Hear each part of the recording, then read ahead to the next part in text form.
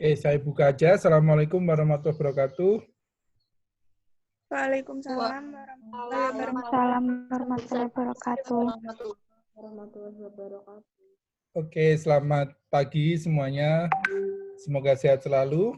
Pagi ini coba kita akan teruskan perkuliahan di pertemuan kedua ini. Mungkin sebelum kita mulai perkuliahan, alangkah lebih baik kita berdoa dulu agar kuliah kita hari ini penuh keberkahan, lancar, dan apa yang kita inginkan akan tercapai. Berdoa mulai.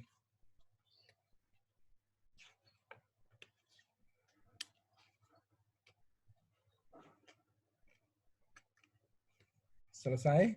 Ya, oke. Jadi selamat bertemu kembali dengan saya. Jadi ini karena mata kuliah media pembelajaran muncul di semester 6, sehingga saya pikir semua mahasiswa di sini sudah lulus mata kuliah e-learning yang dulu pernah dengan saya. Jadi hari ini saya akan memulai perkuliahan materi yang pertama. Sebelumnya minggu yang lalu Anda sudah banyak melakukan diskusi di Elena dan membaca RPS serta kontrak perkuliahan. Hari ini adalah materi pertama, yaitu bagaimana kita mengenal dan memahami hakikat dari media pembelajaran. Begitu ya. Jadi saya meminta Anda untuk meng-on-kan video semua karena biar saya tahu bagaimana reaksi ataupun interaksi antara mahasiswa dengan dosen, begitu ya. Karena saya yakin semuanya sudah dapat kuota ini ya, sudah dapat bantuan kuota dari UNES ya. Kalau yang belum dapat mungkin bisa segera diurus. Jadi saya langsung aja ke share screen.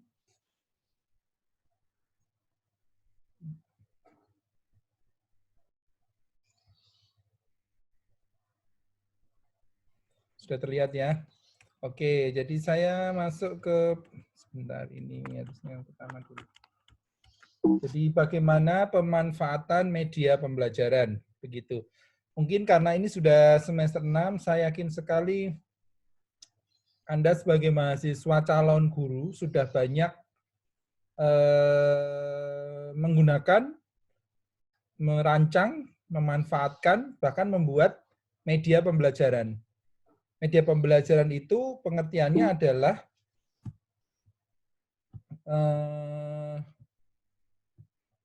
suatu medium, ya kalau secara jamak memang dikatakan media, sebagai perantara atau pengantar pesan dari pengirim ke penerima pesan. Itu pengertian media, gitu ya.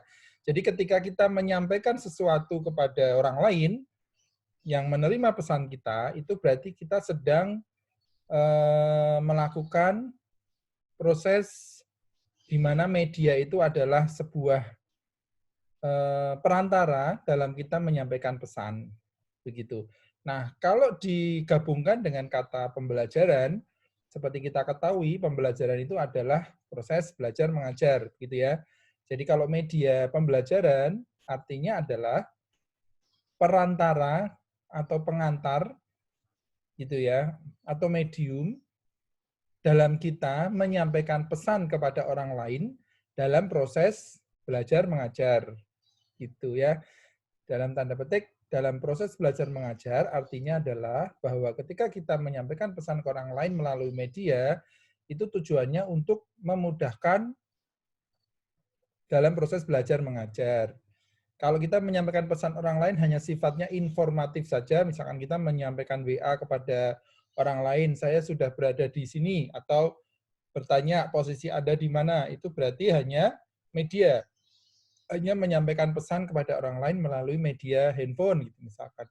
Tapi jika kita menyampaikan pesan kepada orang lain yang tujuannya untuk melakukan proses pembelajaran, yang tujuannya untuk mengajar dan melakukan proses KPM, itu berarti dinamakan media pembelajaran. Bisa dipahami ya. Lalu kalau kita melihat kerucut yang ada di layar, itu ya, bahwasannya jenis-jenis media pembelajaran itu dikelompokkan menjadi banyak. Di antaranya adalah simbol verbal, simbol visual. Simbol visual itu maksudnya adalah media itu sebagai simbol menvisualisasikan atau menyampaikan pesan kepada orang lain melalui visual. Visual berarti melalui penampakan gitu ya, melalui visualisasi. Kalau verbal berarti melalui ucapan gitu atau kalimat yang kita sampaikan, itu berarti simbol verbal. Nah, seperti recorder film yang statis atau film yang bergerak, televisi, pertunjukan, demonstrasi, pengalaman-pengalaman dramatik, atau pengalaman-pengalaman yang kita buat dalam sebuah skenario, itu berarti adalah masuk ke dalam kategori media-media pembelajaran. Nah, sekarang saya akan coba sampaikan kepada Anda semua bahwa yang sering terjadi dalam proses pembelajaran adalah guru yang sebagai komunikator atau sebagai penyampai pesan kepada siswa itu agak kurang cakap dalam menyampaikan pesan gitu. Kurang cakap yang di sini dimaksudkan adalah mungkin secara public speaking memang mahasiswa masih kurang, ataupun bukan mahasiswa, sorry, guru ya, public speaking guru masih kurang, atau memang sifatnya guru yang kurang komunikatif, atau mungkin guru juga belum memiliki bekal banyak tentang public speaking. Sehingga ketika guru menyampaikan pesan kepada siswanya itu kurang komunikatif. Nah, kedua, adanya banyak permasalahan bahwa daya tangkap siswa itu berbeda-beda. Ada yang nangkapnya cepat, ada yang lambat, gitu ya. Ada yang pinter mencerna apa yang dikatakan guru, ada yang kurang pinter. Dan yang ketiga adalah jumlah siswa yang sangat besar satu kelas. Nah, tiga hal tersebut yang menjadi dasar kenapa harus ada media pembelajaran. Gitu. Kalau ada media pembelajaran, berarti tiga hal kesalahan-kesalahan komunikasi yang terjadi antara guru dan siswa itu bisa diatasi, bisa dicarikan solusi melalui media pembelajaran gitu ya. Lalu fungsi media. Coba dibaca di layar. Memperjelas pesan agar tidak terlalu verbal. Jadi biar tidak terlalu hanya bicara aja gitu ya, hanya guru ceramah verbal. Kalau ada media itu nanti pesannya akan lebih jelas. Mengatasi keterbatasan ruang, waktu, dan daya indera. Jadi ketika tidak ada ruang yang sama, tidak ada waktu yang bersamaan bisa secara bersama-sama guru dan siswa belajar, dengan adanya media akan teratasi. Nah, tentunya dengan media, gairah belajar, interaksi akan semakin tinggi, kemudian juga memberikan rangsangan yang sama kepada siswa dalam mengalami persamaan pengalaman dan menimbulkan persepsi yang sama. Nah, ini fungsi-fungsi dari media pembelajaran. Yang kedua, kontribusinya. Apa sih kontribusi dari media itu gitu ya? Kalau tadi fungsi, sekarang kontribusi. Kontribusinya adalah penyampaian pesan pembelajaran dapat lebih terstandar. Maksudnya apa? Maksudnya adalah ketika guru mengajar tanpa ada media, itu kadang-kadang menyampaikannya secara tidak terstandar. Gitu. Kadang-kadang apa yang diingat di kepala apa disampaikan guru. Misalkan materinya ada A, B, C. Padahal materi A, B, C itu berurutan ya. Kita tidak bisa menyampaikan B dulu tanpa A gitu. Tapi kadang-kadang kalau tidak ada media, tidak ada sarana apapun yang dipakai oleh guru dalam mengajar, itu guru yang ingat di kepala misalkan PB gitu ya. Langsung aja dia ngajarnya B materinya tanpa menyampaikan A dulu misalkan. Tapi kalau ada media pasti runtut A, B, C, D, dan seterusnya karena sudah disetting di dalam media tersebut materi-materinya. Nah, itu namanya lebih terstandar. Lalu pembelajaran dapat lebih menarik, jelas ya, lebih interaktif, komunikatif, kualitasnya juga lebih naik, peran guru juga ke arah yang positif, siswanya juga sikapnya positif jika ada media pembelajaran. Secara kasat mata, secara normal kita bisa pikir ya, kita bisa lihat bahwa ketika guru hanya ceramah tanpa membawa buku, tanpa membawa poster, tanpa membawa media apapun, tidak ada PowerPoint, itu sangat bisa dibayangkan bagaimana ketertarikan siswa. Pasti lebih tidak tertarik. Pasti lebih tertarik kalau ada PPT, ya kan? Nah, itu kontribusi dari media pembelajaran. Lalu, kalau dikelompokkan gitu ya menurut Anderson, bahwa kelompok-kelompok media itu secara instruksional dibagi menjadi banyak kelompok gitu ya. Yang pertama kelompok audio, berarti hanya suaranya saja. Yang kedua kelompok cetak, yang hanya dicetak gitu ya, seperti buku gitu ya. Tidak ada suaranya apa-apa, hanya tulisan gitu ya. Kemudian audio cetak itu berarti dicetak tapi ada suaranya gitu. Seperti misalkan kita beli buku ya, buku kemudian dilengkapi dengan kaset atau CD yang ada suaranya, itu berarti audio cetak. Nah, kemudian proyek visual diam dengan audio. Proyek visual diam itu misalkan poster gitu ya, poster. Itu kan poster yang dibentuk dalam sebuah film gitu, slide per slide gitu misalkan.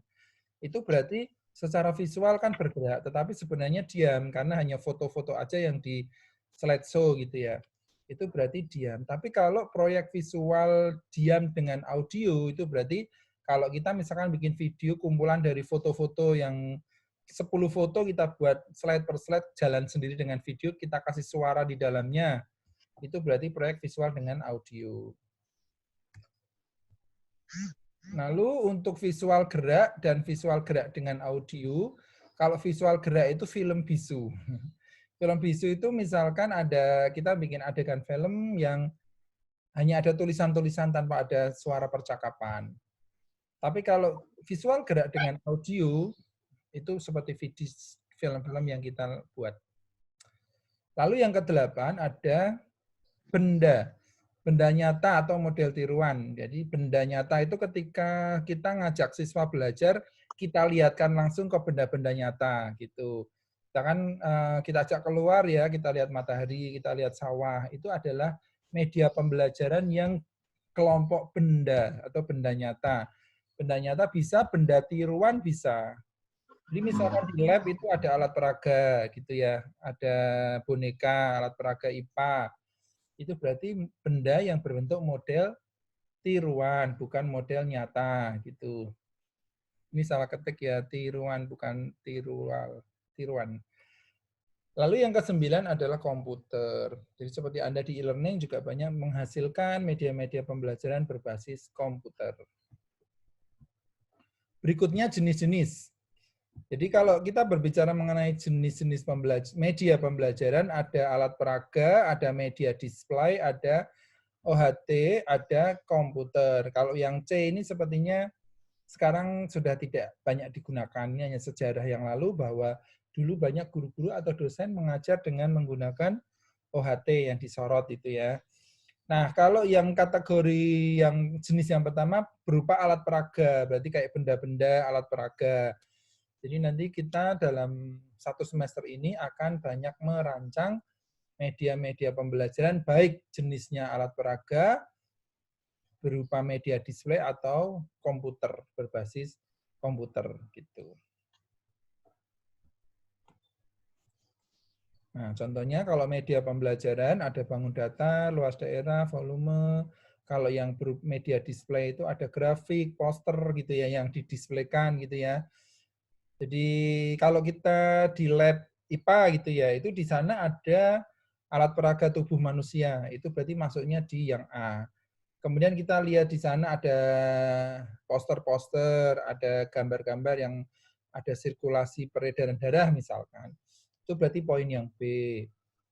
Nah, poin yang C ini sudah nggak usah kita bahas karena ini sudah tidak ada sekarang. Yang poin D, komputer baik sebagai alat bantu maupun sebagai media pembelajaran yang nanti akan coba kita rancang. Itu jenis-jenis media pembelajaran. Lalu kalau kita berbicara mengenai media grafis, gitu ya, ada 4 prinsip media grafis. Media grafis itu media yang ditulis atau digambar, ya. Media atau yang ditulis dengan digambar. Nah, jadi nanti minggu ini kita akan merancang media grafis apa yang akan kita buat, nanti akan saya jelaskan.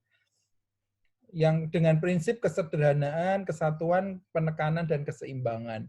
simplicity, berarti media grafis yang kita buat itu jangan terlalu ribet dengan banyak desain atau banyak warna, banyak gambar yang ruwet gitu ya. Harus simple. Kemudian yang kedua, unity atau kesatuan. Jadi ketika kita misalkan membuat poster gitu ya, poster itu harus satu tema misalkan poster menjaga kebersihan gitu. Nah, gambar-gambar dan tulisan yang ada di satu poster itu harus satu kesatuan. Jangan kemudian ada gambar atau tulisan yang tidak berhubungan dengan tema yang poster yang kita buat gitu misalkan. Contoh, misalkan kita bikin poster tentang budaya kebersihan gitu. Kok di dalamnya ada gambar tentang gambar tentang mobil mewah gitu yang kemudian ada di situ yang tidak ada hubungannya dengan kebersihan gitu misalkan. Itu berarti tidak ada satu kesatuan. Yang ketiga ada emphasis. Emphasis itu penekanan. Jadi kalau kita bikin grafis poster itu misalkan, apa yang ditekankan dalam poster itu harus kelihatan menonjol. Misalkan tadi tema tadi kebersihan. Jadi ada gambar yang siswa sedang membuang sampah di tempatnya. Nah, itu kita buat lebih menonjol, tulisannya lebih besar, gambarnya lebih menarik, dan seterusnya. Nah, yang keempat adalah keseimbangan ya. Jadi keseimbangan itu layout-nya. Layout poster itu lebih tertata rapi dengan seimbang antara gambar, tulisan, dan warna. Gitu. Ya, itu. Nah, ini saya kira sudah saya terangkan, kesederhanaan, kesatuan, lalu emphasis, penekanannya ya, digunakan tanda, misalkan perlu dikasih tulisan yang mencolok, atau tanda-tanda panah, garis tebal, itu boleh di dalam emphasis. Keseimbangan, balancing, jadi normal maupun formal maupun informal. Nah, sekarang kita masuk ke klasifikasi dan jenis media. Nah, tadi sudah saya singgung sedikit, klasifikasi media itu ada media yang diproyeksikan dan media yang tidak diproyeksikan. Pembedakannya gini, kalau media yang tidak diproyeksikan berarti media itu tidak disorot oleh banyak orang. Kalau ini saya menggunakan PowerPoint, kemudian Anda semuanya melihat, membaca, itu berarti yang kategori media yang diproyeksikan. Seperti slide, OHT gitu ya, OPAQ itu yang dulu ada. Lalu kalau yang tidak diproyeksikan ya kita melihat cara sendiri-sendiri, one by one gitu ya. Misalkan ada model alat peraga di depan kita gitu ya. Kita lihat, kita baca, kita pelajari media tersebut. Atau benda-benda real tadi ya, kita keluar kita mengamati pohon bambu misalkan. Pohon bambu seperti apa tuh pertumbuhannya, kita lihat secara langsung sendiri masing-masing. Berarti itu namanya media yang tidak diproyeksikan. Lalu ada media audio, video, berbasis komputer, multimedia, dan seterusnya ya. Ini nanti kita akan pelajari masing-masing di pertemuan-pertemuan berikutnya. Nah, berbicara mengenai media yang tidak diproyeksikan, tadi saya sudah singgung ada benda nyata, ada model, baik 3 dimensi, 2 dimensi, atau yang non-dimensi, ada grafis gitu ya, ada display, jadi display-display di sekitar kita di kelas itu kadang-kadang banyak display-display gambar menteri, gambar hewan-hewan gitu ya, itu termasuk dari display. Media video, jadi ada kelebihan dan kekurangan ketika kita membuat video gitu ya. Tentunya kalau video itu kelebihannya ya kita bisa menyajikan efek, multimedia, pewarnaan, musik, dan seterusnya lebih bagus. Kekurangannya memang kalau video itu kita terpaku dengan listrik ya. Kalau tidak ada listrik, kita tidak bisa memutar video tersebut. Dan media-medianya juga harus ada, seperti komputer, laptop, dan seterusnya. Nah, kalau berbicara mengenai media berbasis komputer, itu dikategorikan lagi nih. Jadi kalau kita selama ini bikin e-learning, bikin Edmodus, Sway, bikin video, itu dan seterusnya itu, kalau kita kategorikan lagi menjadi 6 kategori. Yang pertama, drill and practice, itu praktek dan latihan. Di mana ketika kita membuat media pembelajaran satu di komputer yang di dalamnya medianya ada usaha kita untuk praktek, untuk latihan, itu berarti termasuk drill and practice. Ya. Jadi misalkan kita bikin PowerPoint, di dalamnya ada praktikumnya apa, ada petunjuk praktikum, lalu ada hal yang harus dipraktekkan di dalam PowerPoint tersebut misalnya. Itu berarti media berbasis komputer dengan kategori drill and practice gitu. Lalu tutorial gitu ya. Kalau kita melihat di YouTube ada video-video tutorial, itu berarti media berbasis komputer dengan kategori tutorial. Ya, diperhatikan dan dipahami ya. Oke, lalu games, simulasi, discovery, dan problem solving itu juga kategori-kategori media berbasis komputer. Misalkan ada quizzes gitu ya, ada game edukasi, berarti itu termasuk kategori permainan. Ada simulasi, kita harus ngeklik apa untuk bisa masuk ke materi berikutnya, itu berarti simulasi. Kemudian ketika di dalam media kita menemukan discovery learning, ada hal-hal yang kita temukan di dalam media tersebut, berarti kategorinya adalah discovery. Lalu terakhir problem solving, di mana ketika di media yang kita rancang atau kita buat di situ ada penugasan yang harus melakukan pemecahan sebuah masalah, itu problem solving. Nah, dalam pemakaiannya komputer dalam kegiatan pembelajaran itu ada 3 tujuan. Tujuan yang pertama adalah kognitif, yang kedua nanti psikomotorik, yang ketiga nanti afektif. Mungkin Anda sudah banyak tahu ya bagaimana kognitif itu. Kalau kita menggunakan media pembelajaran untuk tujuan kognitif, berarti harus media tersebut harus ada hal-hal yang membuat siswa lebih mudah menerima pengetahuan yang ada. Kognitif itu kan pengetahuan ya. Tentunya ketika kita merancang media, bagaimana kita di dalam media tersebut ada materi-materi yang lebih mudah difahami siswa. Ada materi-materi, ada langkah-langkahnya, ada gambar-gambar yang jelas, sehingga visual dan audio yang jelas, yang bagus, yang menarik, sehingga siswa lebih mudah menerima materi, lebih mudah paham. Itu namanya tujuan kognitif, membuat siswa pengetahuannya menaik, membuat siswa pengetahuannya lebih bagus dengan materi tersebut. Itu berarti tujuan kognitif. Nah, tujuan kedua adalah tujuan psikomotorik. Psikomotor itu kan skill ya, keterampilan.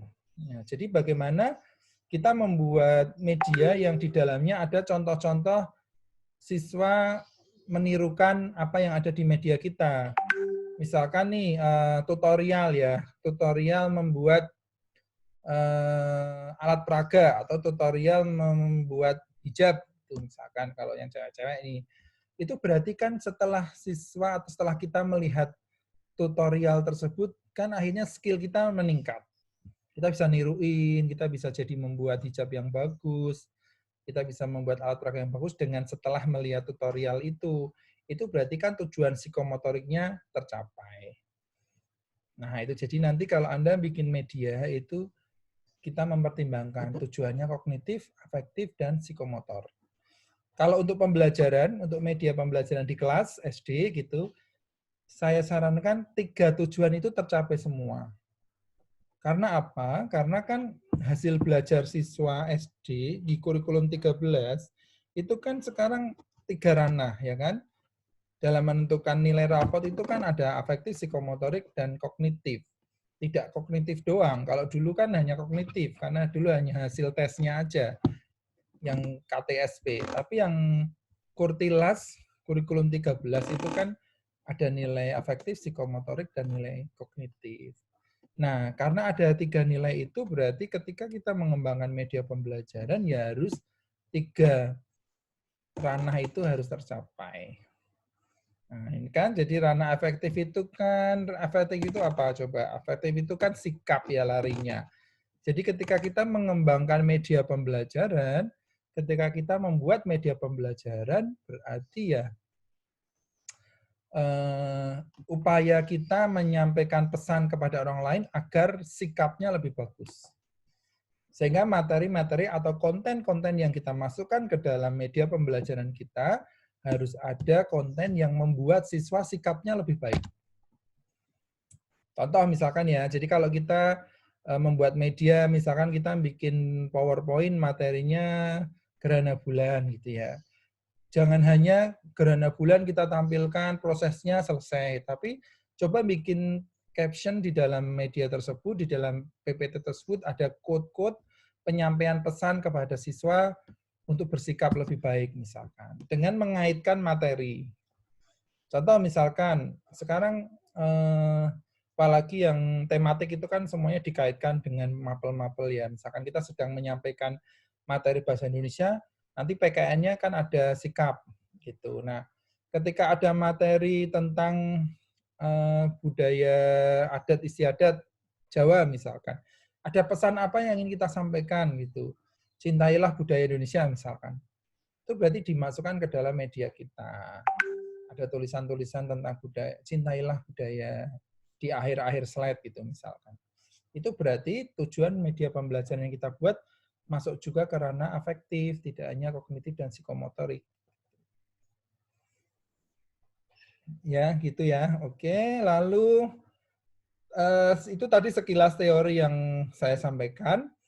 Kemudian proyek kita ke depan gitu ya, yang yaitu adalah merancang dan mengembangkan media pembelajaran.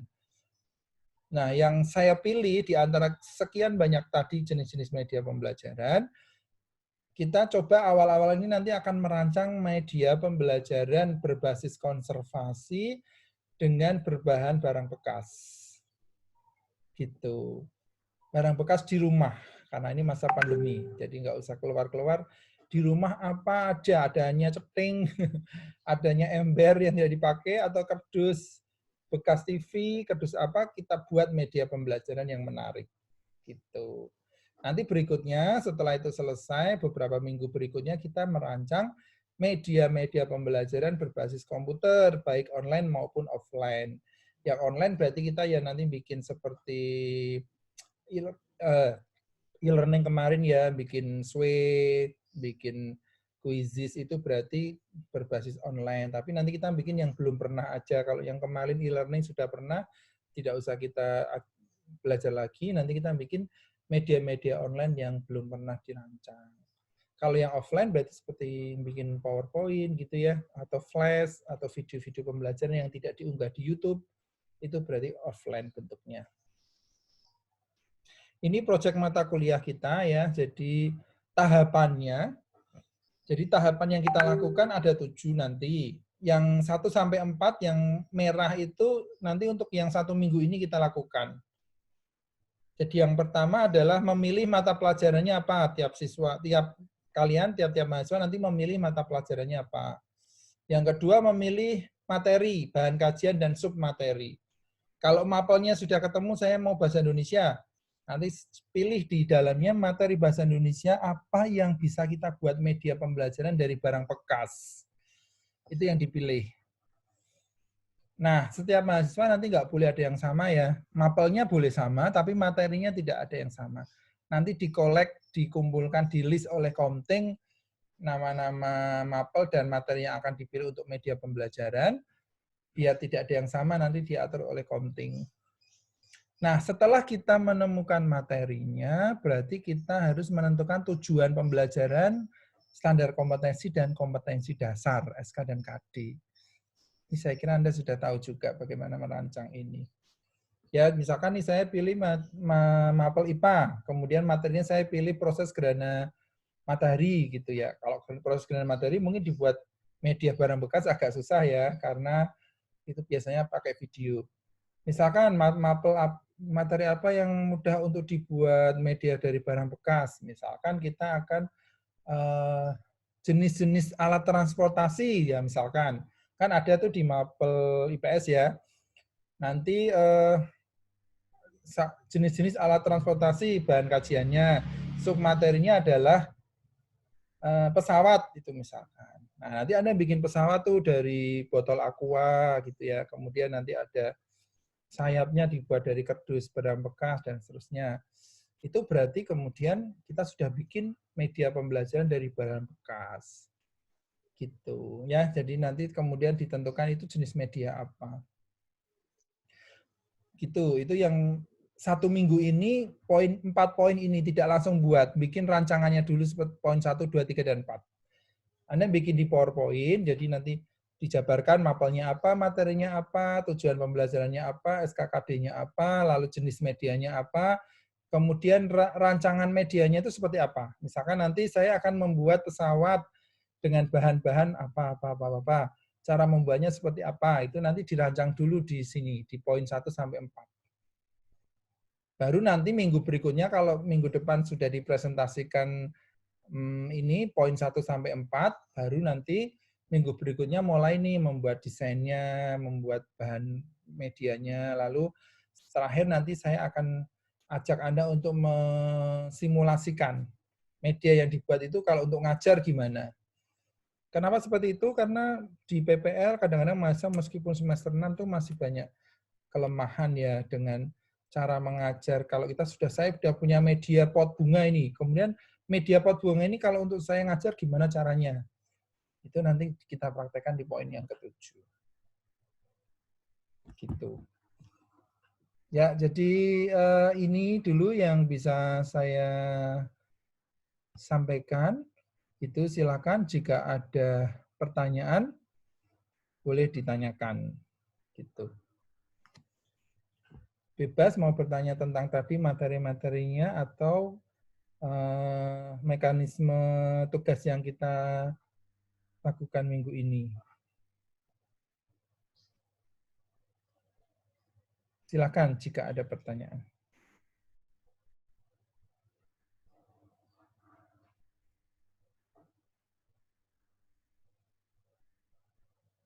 Izin bertanya, Pak. Oke, silakan.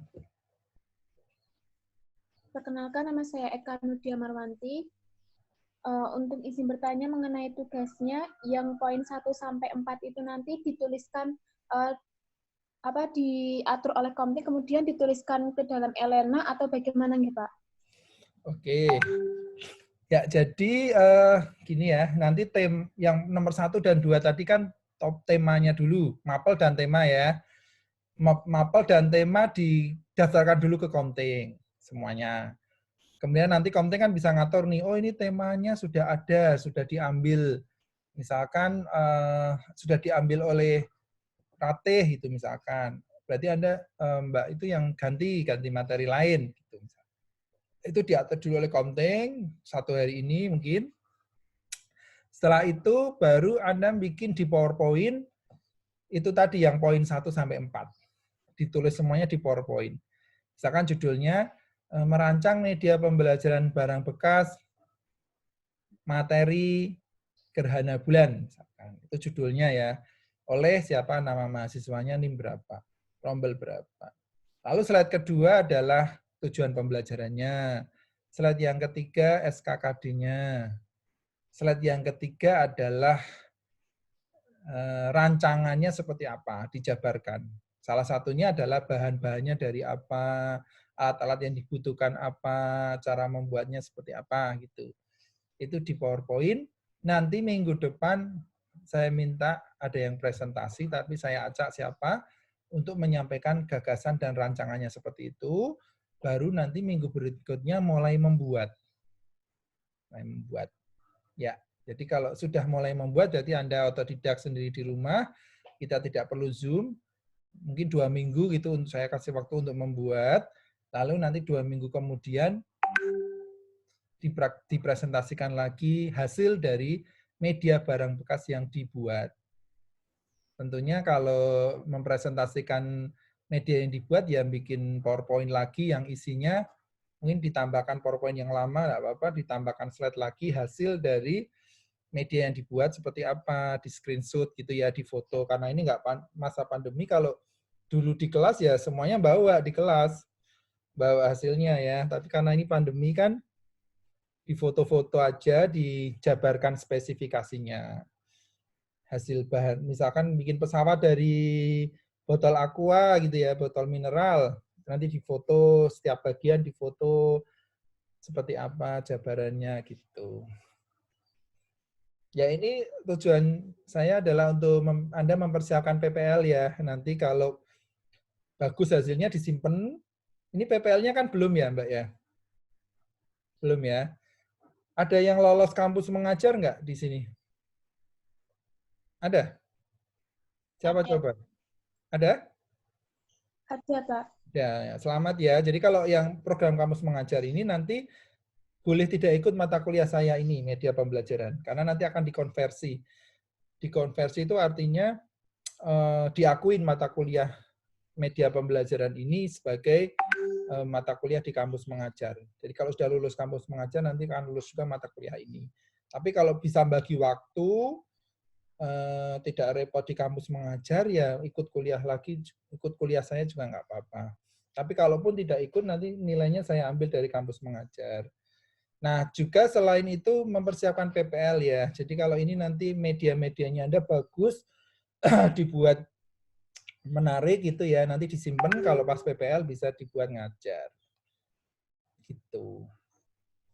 Jelas ya Mbak, tadi yang nanya siapa? Jelas, Pak. Oke. Ada pertanyaan lain, silahkan. Kira-kira apakah ada yang sudah punya ide?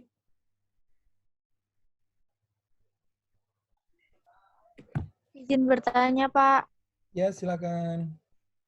Ya, perkenalkan nama saya Graciela Nadia Lawrence, NIM 055. Izin bertanya terkait untuk media pembelajaran yang digunakan untuk memahami karakteristik peserta didik itu contohnya media apa, Pak? Terima kasih. Media pembelajaran yang apa tadi diulang, Mbak? Digunakan untuk memahami karakteristik peserta didik. Oke, untuk memahami karakteristik peserta didik. Jadi gini, memang kalau R&D nanti kalau Anda sudah masuk skripsi, penelitian yang mengembangkan media itu memang harus ada tahapan analisis karakteristik siswa. Ya, jadi sebelum kita membuat media, itu pasti kita harus paham dulu karakteristik siswa kita. Karakteristik itu apa sih isinya? Karakteristik itu isinya adalah kelas berapa, umurnya berapa, laki-laki perempuannya berapa, lalu kemampuan siswanya seperti apa. Apakah siswa sudah bisa membaca? Kelas 1 misalkan kita akan membuat media yang karakter siswanya belum bisa membaca, kelas 1 misalkan. Kok kita bikin poster yang isinya tulisan banyak yang harus dibaca, tulisannya kecil-kecil pula gitu misalkan. Itu kira-kira sesuai dengan karakter siswa nggak? Nggak ya Mbak ya? Nah, kalau misalkan kita sudah tahu karakteristik siswa kelas 1 belum bisa membaca, ya berarti kita membuat media yang gambar-gambar aja. Misalkan nih bikin poster yang isinya cuma gambar-gambar, kalaupun ada tulisan ya huruf satu kata, misalkan jaga kebersihan gitu ya. Tulisannya besar, jaga kebersihan, lalu ada gambar-gambar banjir atau gambar-gambar anak-anak sedang membuang sampah gitu misalkan. Itu cocok nggak untuk kelas 1? Cocok. Tapi kalau kita membuat poster yang isinya tulisan-tulisan kebersihan adalah 1, bla bla bla bla, 2 apa, 3 apa, 4 apa misalkan ya. Itu tidak sesuai dengan karakteristik kelas 1. Kecuali kalau posternya mau dibuat untuk kelas 5 atau kelas 6. Jadi sesuai dengan karakter siswa karena bisa membaca.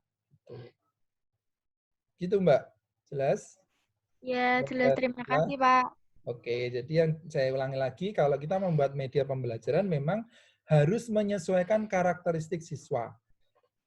Makanya nanti kalau sudah didaftarkan materinya, mapelnya kan ada kelasnya. Tadi agak kelewatan dikasih kelas ya, jadi mapelnya apa, untuk siswa kelas berapa, temanya apa, terus nanti jenis medianya apa, desainnya seperti apa. Nah, kalau nanti minggu depan saya lihat, kalau Anda membuat poster yang rancangannya adalah banyak tulisan, itu untuk kelas 1 ya tentunya tidak sesuai dengan karakter, nanti saya tolak gitu. Nanti saya sarankan yang sama karakternya. Kalau karakternya kelas 6 berarti bebas nih, karena semuanya sudah bisa membaca, bahkan menguasai komputer. Nah, kita pilih media-media yang penguasaan untuk kelas 6 seperti apa. Gitu.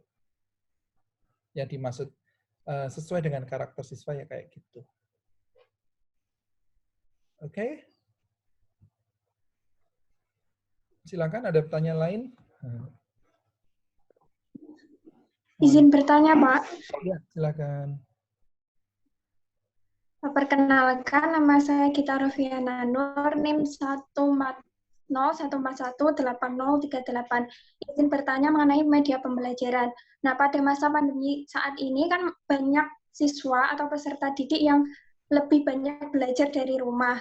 Yang ingin saya tanyakan, apakah mungkin bagi guru untuk membuat media pembelajaran yang bisa digunakan siswa bersama keluarga dalam membantu proses belajar, Pak? Selain media yang berbasis cetak, misalnya kayak online seperti itu. Terima kasih. Oke, maksudnya pertanyaannya adalah ketika kita membuat media yang media tersebut bisa digunakan orang tuanya juga gitu ya. Oke, jadi gini Mbak, peran parenting kalau ini berbicaranya sudah luas ya. Jadi memang kalau media pembelajaran untuk anak SD itu memang masih dengan pendampingan orang tua. Gitu. Jadi disarankan untuk semua orang tua di SD memang kalau ada media yang dibuat oleh guru yang harus dipelajari oleh siswa, harus digunakan oleh siswa, itu yang mendampingi adalah gurunya. Orang tuanya ya. Jadi tentunya ya kita bebas sih Mbak bikin media apapun, nggak ada masalah. Karena nanti kalau SD itu pasti yang membukakan dulu adalah orang tuanya. Terutama sekali yang kelas rendah ya, kelas bawah. Kalau kelas 6 saya kira ketika ada siswanya diminta untuk membuka YouTube-nya guru dengan video ini misalkan. Anak kelas 6 sudah buka sendiri. Kalau SD kelas 2, 3 juga udah buka sendiri. Tapi kalau yang kelas 1 masih banyak yang tanya orang tuanya, dibukakan oleh orang tuanya. Jadi nggak apa-apa, medianya jalan normal aja Mbak, tidak ada masalah media. Kita bikin media itu dasarnya hanya dari tujuan pembelajaran, SK, KD, dan seterusnya. Tapi kalau masalah nanti yang mendampingi orang tua itu hal yang lain. Itu memang tugasnya orang tua untuk mendampingi. Nanti kita, guru biasanya nyarankan ke orang tua, Bu, hari ini saya gurunya ya, saya ada media membuka kuisis, misalkan.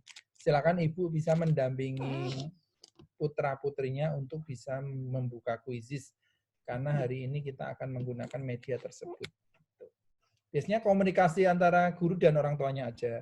Tapi kalau isi medianya itu sama aja dengan pandemi dan nggak pandemi gitu.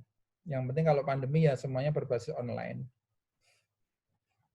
Gitu Mbak, tadi siapa yang nanya? Silakan ada pertanyaan. Terima kasih Mbak Farid.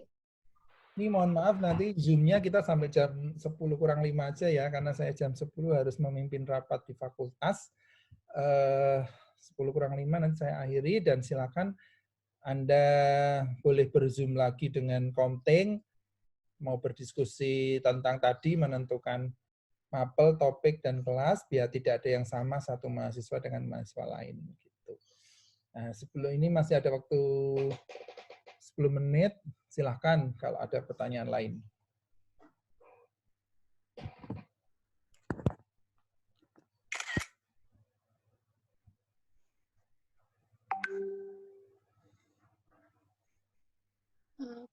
Baik Pak, izin bertanya. Ya, silakan. Ya, sebelumnya perkenalkan nama saya Rohana Kudus. Izin bertanya Pak, mengenai tugas ini, berarti mahasiswa ini diminta untuk mengembangkan ya Pak, atau mengkreativitas dirinya gitu, nggih? Ya, betul, merancang. Tapi kan proses pembuatnya nanti bertahap saya akan dampingi gitu Mbak, tidak hanya langsung bikin. Nanti misalkan mungkin di mata kuliah seni rupa atau mata kuliah lain kan Anda diminta untuk bikin langsung ya, tapi yang karena ini mata kuliah media pembelajaran jadi harus ada ranah-ranah kognitif yang harus kita pastikan dulu gitu. Makanya tadi saya minta untuk membuat empat hal itu dulu, nanti minggu depannya baru mulai merancang membuat prototipenya. Prototip itu rancangan desainnya dulu gitu.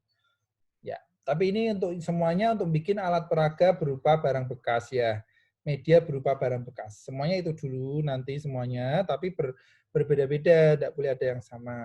Misalkan dari botol aqua itu boleh ada yang jadi, misalkan tema alat transportasi pesawat gitu ya. Kan ada tuh di SD, mengenal alat transportasi yang bahan kajiannya adalah salah satunya pesawat, mobil.